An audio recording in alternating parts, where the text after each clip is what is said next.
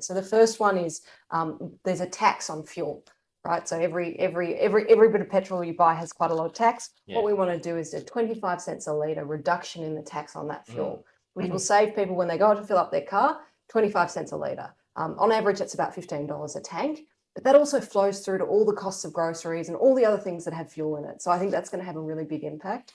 The second thing is a tax offset for 80% of taxpayers. So 80% of taxpayers, people who earn up to $144,000 on average, will be able to get $1,200 back on their tax bill, which again, I think will really, really help people.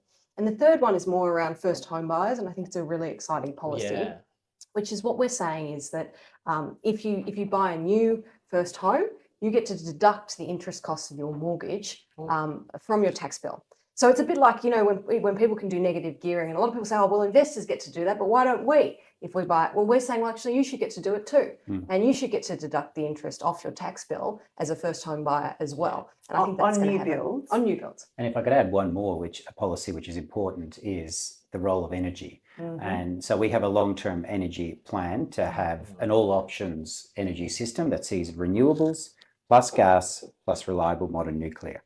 We also, in the short term, want to see more gas into the system. And Australia has an abundance of gas, but we often send it overseas for contracts that are then sold back to us.